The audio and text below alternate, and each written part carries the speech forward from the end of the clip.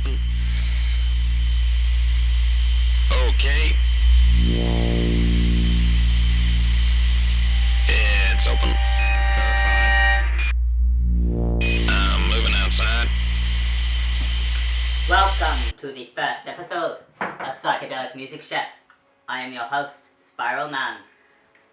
Today, using at least one turntable, one cassette player, one compact disc player, one iPod, one SoundCloud, one Mixcloud, and for the garnish, a smattering of Spotify, we will be making a Gabriel pie. We will start with 500 grams of early memories in Suzuki training on the cello. You'll find this unique product at your local school of music all the way in Hartford, Connecticut, United States. They sometimes are not in stock of parents that have the dedication to take 3 children to music lessons, but often if you look hard enough, you can find them.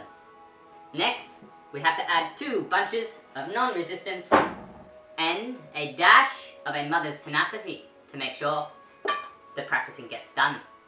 This stage of the mixing is vital, for if not properly stirred, chances are cellos can be put down after a few years and children moving on to other things. Then we will add some ingredients and sift vigorously some records and cassettes of Beethoven, Mozart, Vivaldi, Tchaikovsky, bluegrass-style children's lullabies, and most of the 60s and 70s rock and folk. This will need some kneading. Roll out the mixture onto the kitchen bench and smooth out any grumbles about practice, concentration issues by slowly adding in memorization and performances if the mixture gets too dry. You can also add some positive reinforcement from family, teachers, and peers if you start to notice the dough becoming a bit motivationless.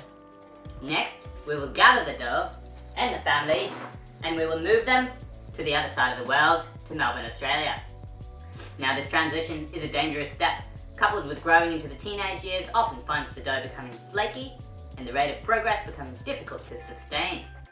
To help our dough stay soft and pliable, please take your basting brush and coat your dough with a high school layer of 50% music scholarship, school orchestra, string ensemble, and choir, and this will ensure that the pie crust retains its form, though this may lead to some social bitterness.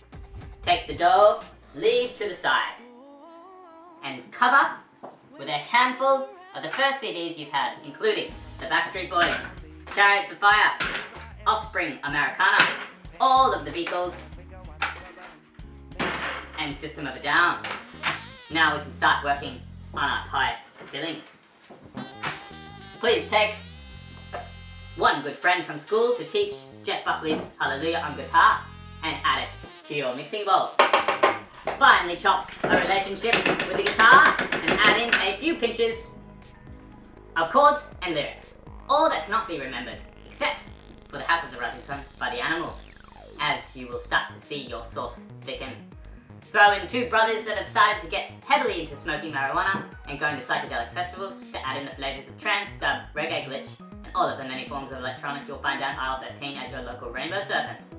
Now we will need the very fortunate ingredient found working at a local cafe of some best friends. Please take 2 new best friends, introduce them to the rave world too, as they also take you to a blues bar for the first time with many young, slightly irresponsible people. Have some lock-ins, watch awesome jams, and get highly inebriated. Next, great 10 years of life, a degree in psychophysiology, many festivals and gigs, a lack of direction in hospitality, and add in a small splash of discontent and some nice dreams, some piano lessons, and an urge to become a music therapist, and the pie sauce is really getting flavoursome now. Take your dusty cello, mix with a whisk for 2 minutes, and now we must take our dough, line our pan, pour in our mixture, find a teacher, practice, apply to university, and have an unyielding urge to learn everything there is about music theory. Bake on 180 degrees for 3 or 4 years. Make sure not to burn your hands or your heart taking the pie out of the oven. This has been an absolute pleasure. Thank you, and see you next time on Psychedelic Music Chef.